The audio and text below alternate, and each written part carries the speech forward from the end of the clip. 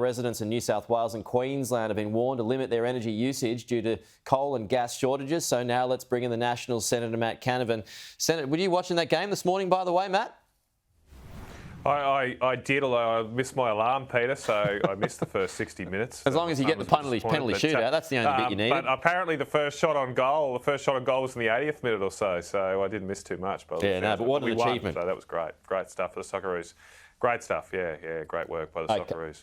Okay, well, let's get to the power prices at the moment. Not just the power prices, but the energy problem that we've got. These blackouts, they didn't materialise in Queensland overnight, but the threat still remains. What's your thoughts on where it's at? Well, it's a national disgrace that we can't guarantee electricity for people. We can't guarantee tonight that people in New South Wales will be able to turn their heating on. There's just this morning been a warning of a lack of reserve, a so-called LOR3. This evening in New South Wales, so that is a risk. Now, sometimes we're able to find extra supplies, and some big factories and that turn down their power. We may be able to avoid that like we did last night in Queensland, but we shouldn't be in this situation. We also have the unprecedented situation now where all 4 mainland eastern states are under administered pricing. Effectively, the market is broken. The national electricity market is broken, and the regulator is directing power providers how to run and when to run. So it's really a state-controlled system now. It's not a market at all. And this is an unprecedented situation, as I said. And it's not clear when we're going to get back to a market now, because these cumulative price thresholds are multiple times being breached. It's hard to see how we get back below them anytime soon. So there's real questions now about how we run the system going into the worst of winter. It just underlines the fact that we haven't invested enough in reliable power. Yeah, well, Malcolm Turnbull made these comments yesterday that the government should bring in gas price and volume controls for 90 days. What are your thoughts on that claim? Well, as I say, the market's broken. The government is doing these things anyway. We're doing that now, where there's a separate gas price cap that's already been triggered. So gas prices are already capped at $40 a gigajoule. So I'm not exactly sure whether Malcolm wants something slightly different from that, but that's already happening. Electricity prices are now being capped, as I just said. So we've got that. Now, this is not an ideal situation, though, because governments don't tend to run these things all that well. Obviously, now there are concerns that with these caps, some people might not provide energy, or it might not be affordable for them to do so, which would only, of course, exacerbate shortages.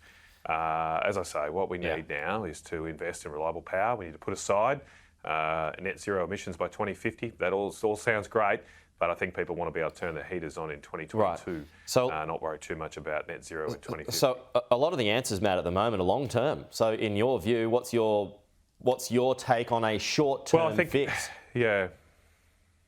Couple of things. I mean, in the short term, as I said a couple months ago, I said this a couple months ago in the paper that we should be buying diesel gensets as soon as possible. They're something you can bring in quickly. They're the most dirtiest form of power, so to speak, from an emissions perspective, but they will help us keep lights on, so we should be doing that ASAP. We need to refurbish coal-fired power stations. They can be done relatively quickly. We're saying we haven't invested in our existing coal infrastructure, and that's exacerbating these coal outages. So we need to do that. I do think the government should pull the gas trigger, so to speak, and be able to control exports. They've been flailing around here the last couple of weeks. I think they will get there, the Labor government. They just want to rebrand the domestic gas security mechanism, so it's not seen to be our trigger that they're pulling. They want to pull their own trigger. I mean, get on with it, guys. Just do it. Who cares what it's called or what it looks like?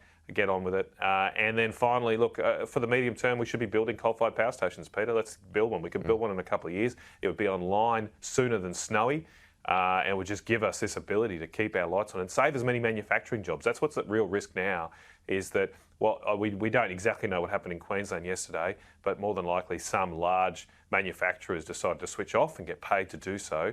That's great for them in the short term, but for those boards and companies running factories in this country, it's not great confidence that you cannot have power on all the time. So we want to bring manufacturing back to this country. To do that, we need to build power stations that work. Okay, Matt, squeeze for time today because of the Socceroos win, but appreciate getting you on. No worries. Happy to accommodate the Socceroos win. Thanks, Good on Peter. you, Matt. Thank you. We'll talk to you soon.